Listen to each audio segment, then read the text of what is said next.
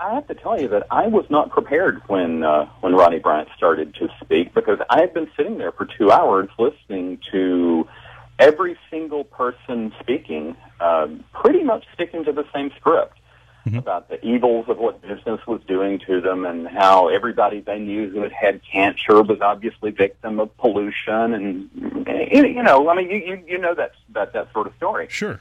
But when he started speaking, it was electric to me.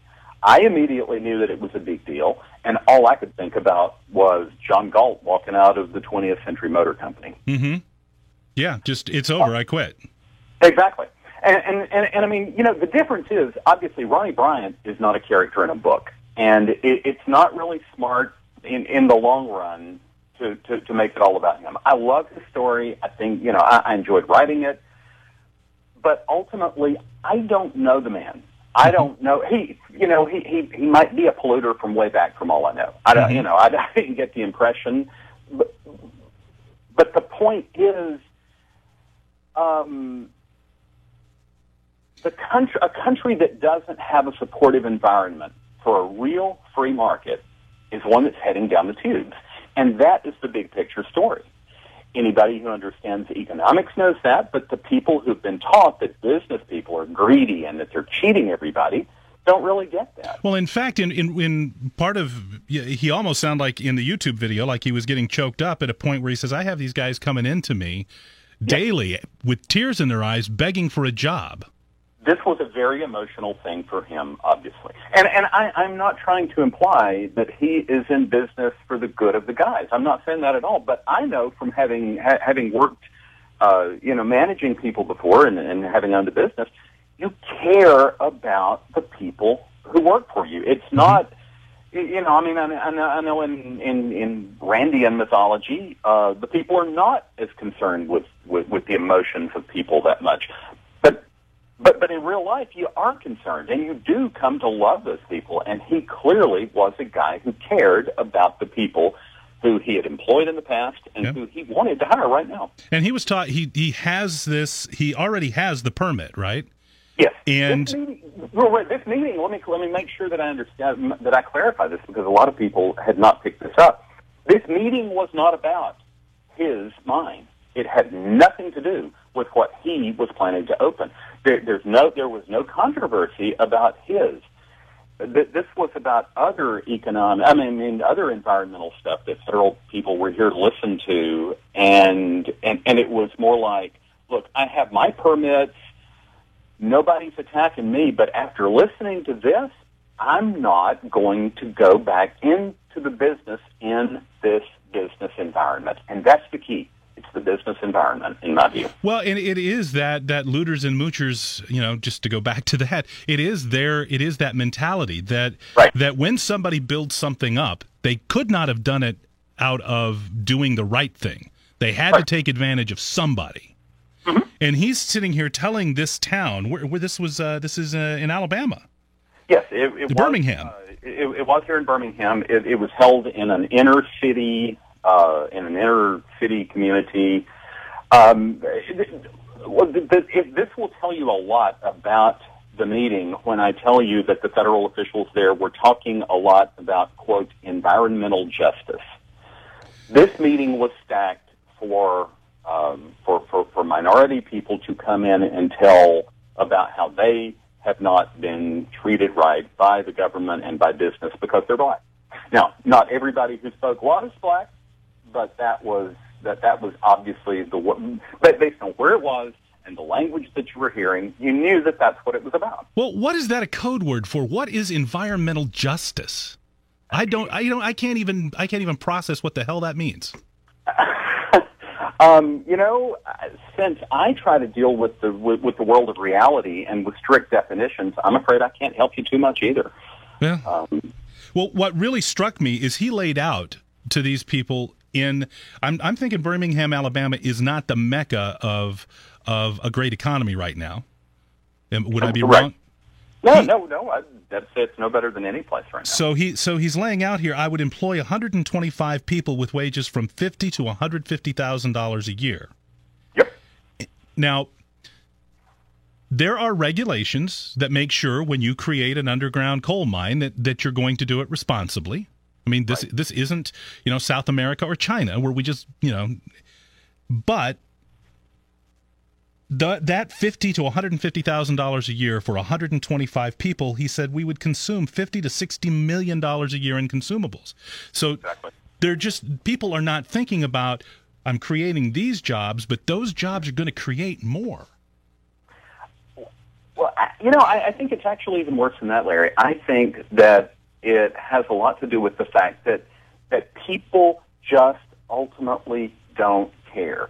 There are people who are so they are so invested in the notion of resenting business people and of thinking that business people are evil and of wanting to live off of somebody else that ultimately a comparison of the benefits and the disadvantages doesn't really enter that much into it.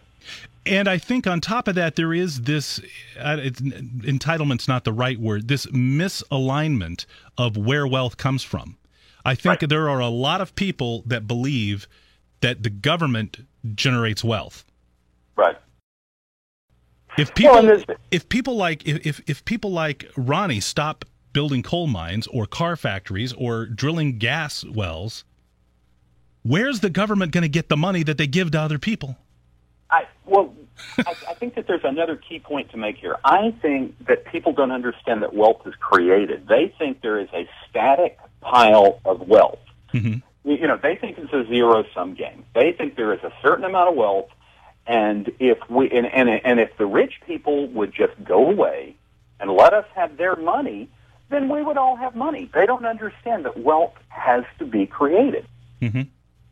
Well, I think of the farther we go toward being almost 100% publicly employed, I think of it as an hourglass, sort of. If a guy makes $100,000 and he's taxed at 50%, where does the other $50,000 come next year? Right. If everybody's being employed, you have to have creation of wealth. Otherwise, we can't self-sustain. I don't know whether this is true. It might be apocryphal, but I have read that we have reached the point where 50% or more of the people in this country, in some way, some shape, form, or fashion, get some kind of money from some government agency, whether it's Social Security or something. Anytime you reach that point, the majority end up with no incentive to tear down government, to bring it back to where it needs to be. And we look at what's happening in Greece and Spain and in Europe right now, and how is it that we don't see that we're going down that same road? As they're trying to run away from it and fix their problems, we're running to them. Makes no sense to me. My view is that people are so economically ignorant and are so ignorant of what's going on around the world that if you were to ask people what does the Greek debt crisis mean, in fact that would be a great thing to do. Send somebody out on the street, ask people what the Greek debt crisis means. I would be shocked if you could find anybody who really understands it. So then our opinions are made by The Daily Show, The Colbert Report, or whatever flavor of news that you watch, because most people only watch one flavor. It's bad. And so there's really not a lot of, the educational system seems to be, the textbooks we saw last year, textbooks were being dictated by a political process, not by fact, down in Texas. So I don't know what we're going to do, David. I did have one more question for you, completely unrelated. On your blog, the subtitle is "A Former Political Prostitute." What does that mean? Recovering political prostitute. Those of us who I've spent the last 20 years as a political consultant. I see. So I have been in the belly of the beast for 20 years, and I'm trying to get out of it. I was a journalist originally in newspapers, and I had just left a job as an editor-publisher of a little small community newspaper, and I wasn't sure what I was going to do, and a friend of mine ran for office, and just as a lark, I ran his campaign, and one thing led to another, and I decided I'd do this until I decided what to do next, and that was 20 years ago. Do you think that there's going to be a revolution of of citizen politicians again? No. Honestly, I mean, some people think that I am extremely cynical, but I don't think so. I think it's too late. I don't see how it happens with the two-party system as entrenched as it is. Well, first of all, even if people were to just suddenly see the light, the scales fell from their eyes, and they decided, we want to elect a bunch of libertarians, which is not going to happen. But even if it were to happen, I think it's too late. The system is built on bigger and bigger piles of fictitious money instead of things of real value, and the governments of both parties have been borrowing and spending like drunken sailors. It's just not going to change. Yeah, we're heading toward economic and social collapse, as far as I'm concerned. I'm just looking for my island to move to. We're just 2 rays of sunshine, aren't we? People will tell me all the time, "Oh, you're just being negative," and I'm like, no. A person who is standing there with a bomb that is about to go off is not being negative to tell you, get out of here, you're about to get blown to smithereens. Mm-hmm. Well, it's like this whole debt crisis talk. We're talking about cutting deficits. That doesn't do anything to cut what we owe.